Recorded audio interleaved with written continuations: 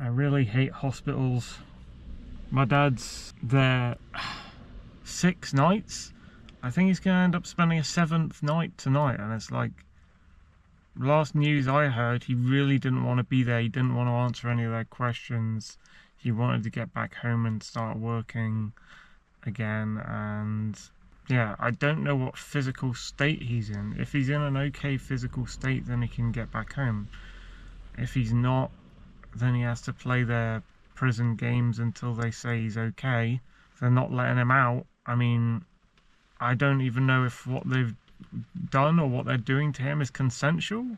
I don't know if he's consented to it, or if they're just like just openly violating his consent and keeping him like under arrest in this fucking state institution. I think private hospitals would be better. I think I'd try and advise him to check out the private hospital in Plymouth if he ever gets out of this one. It's just like, he's got his Sudoku puzzles, but I don't think that's enough entertainment for fucking 7 nights straight, not being able to work, not being able to talk to anyone real, not being able to do anything, not having proper food, being told what to do by people you dislike and don't want to be around, and who are gaslighting you into thinking you're delirious or your personality's changed or something.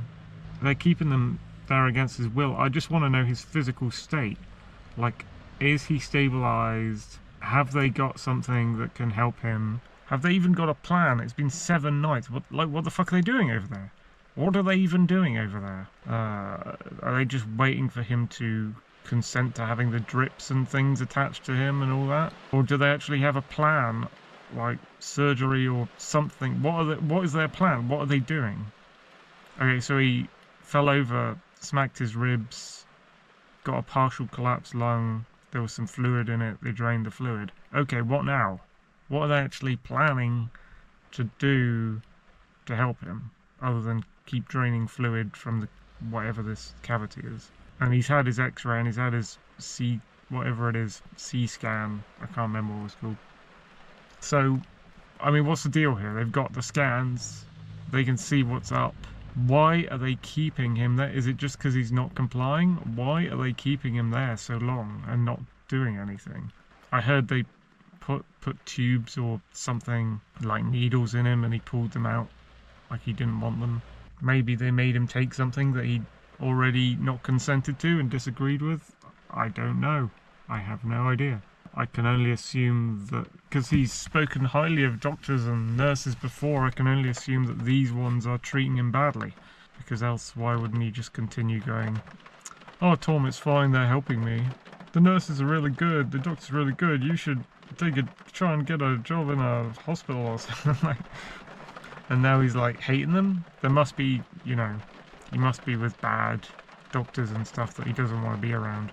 And it's just the whole thing surrounding it. Like, I'd want to like jailbreak him, or I'd want to go over and visit, but there's all this state authority bullshit security. Like, if I went there, I'd probably have to sign some forms and things that I don't agree with, or they'd like block me from seeing him, or if I openly disagreed with what they were saying and said what they were doing was wrong, they'd try and kick me out of the hospital and seeing my own dad. And it's like, it's all just horrific state authority bullshit, and it's paid for by theft with the taxes and stuff and subsidies and all that. I hate it. I'd like to go and meet him and ask him. I haven't even talked to him about what happened yet. Like, he hasn't. Maybe I should go over there at some point. I don't know how to do it. Go over there and see how quick they kick me out for wanting to visit my dad, who they're keeping under arrest. It seems like, alright, it's pissing it down heavy with rain right now. It's hard to vlog, it's hard to talk, it's hard to walk.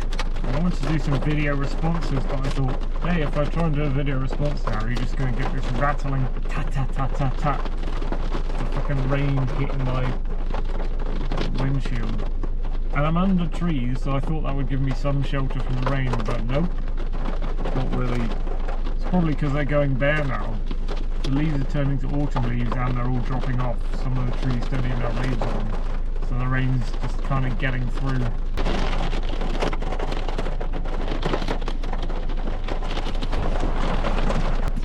hard to react to there's so many fucking batshit insane conservatives and stuff. I want to react to what obviously there's insane leftists too, but they're both the same as each other. I want to react to the Tucker Carlson and Fuentes video. I've just seen a video by Bearing where they're like comparing Hassan Piker shocking dogs to JD Vance and saying that government doesn't attack dogs when that's clearly wrong. The optics are screwed. And then there was a Sargon. There's so much bullshit that Sargon's putting out as well recently. God, nice to respond to this. Now I got the dad thing going on, like I don't know what's going on with my dad. It'd be good to know what the fuck's going on. I've gone from, oh, he's hurt himself, I'm worried he might die, to now, like, he's a prisoner, they're not letting him out, they're not letting me connect to him, they're not letting me find out what the fuck's going on. Like, people, like my own mum's like gaslighting him as well. His physical state is being hidden from me. I don't know what's fucking going on, so I'm just going back and forth from work, and I haven't seen him in like 7 days. Because he fell while I was at work. We went to and from hospital, a clinic while I was at work. And then he's gone off to hospital and they've trapped him there, and all the information I'm getting back from Mum, who is visiting, is that he doesn't want to be there. So I'm guessing that they're fucking him around and treating him badly. Noisy, I guess you could say atmospheric in some sort of autumny way. I'm like watching videos on my phone, but it's like the rain is drowning out the videos. How am I meant to respond to it? Can't go for a walk, everything's wet. Step out here, I'll just be drenched in 2 seconds flat. There are like perma puddles on all the roads. This isn't letting up. Not good things happening right now, to be honest. Not good things. I'm eating too much when I go out. Nobody's talking to me like in a social way at work at all, really. I had a good day at the pub with Andrew the other day, but he's gone off to Paris, so don't know when I'll be hanging with him next. Obviously, the domestic abuse thing is fucking with. It's always fucking with me. It's fucking with my ability to plan things, schedule things, move around the house when I'm home. I did get some chores done the other day though. It wasn't too bad. There was a girl at work.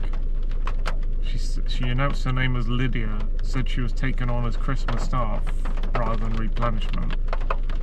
Talked to me all smiley and stuff. She was pretty, she had like a nose piercing.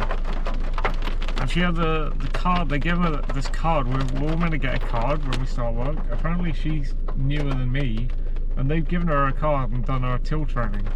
They haven't given me like a card. Especially didn't have a uniform. They haven't given me my uniform and my card, and they haven't trained me on the tills.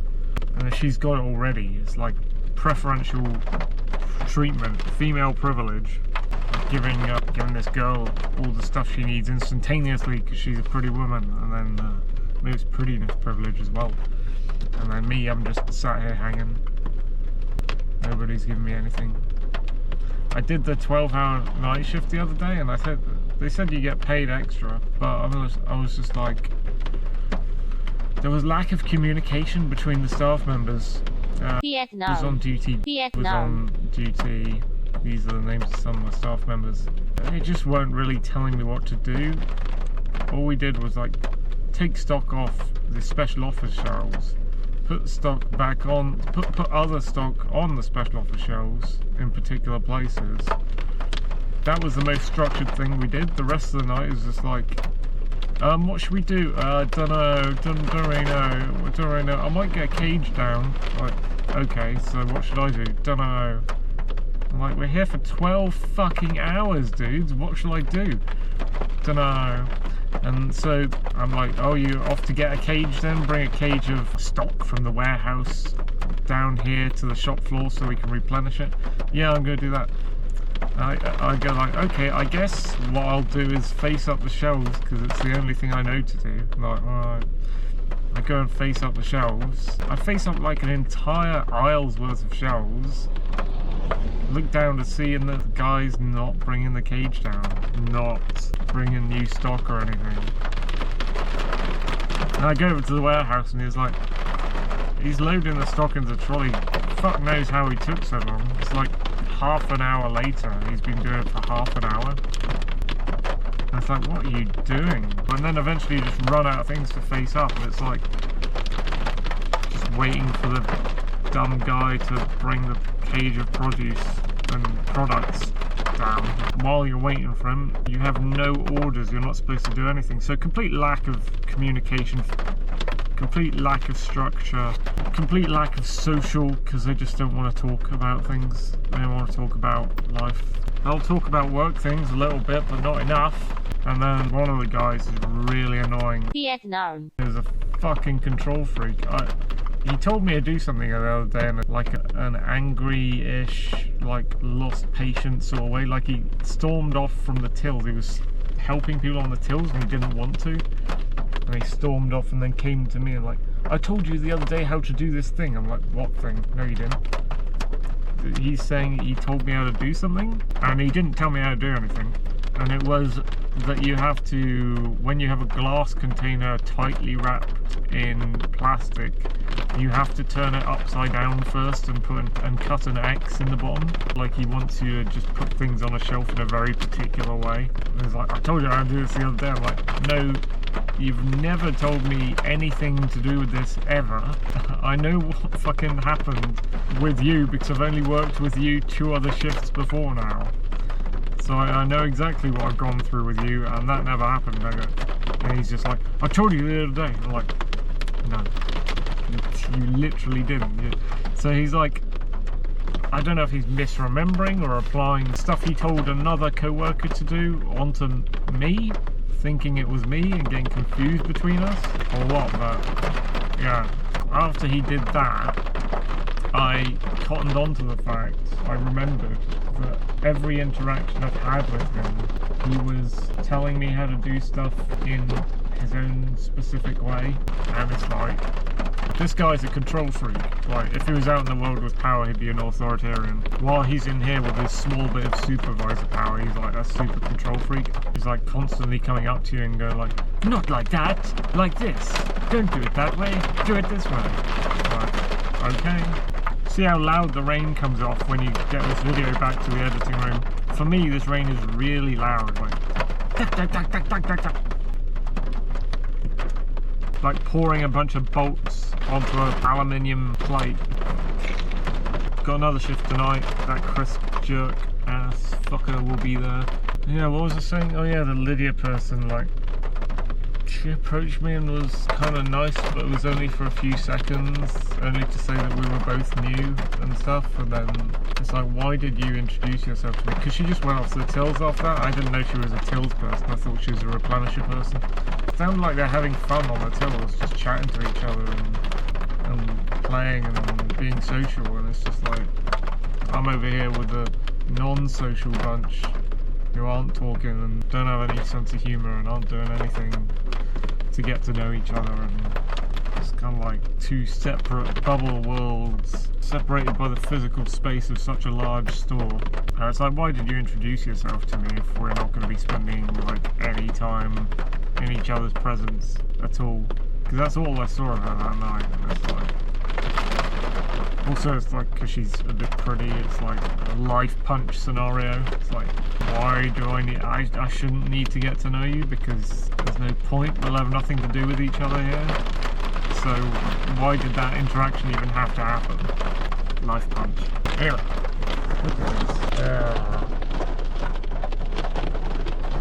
I don't know if I can do any response videos here while this rain's going on. Thank you for watching.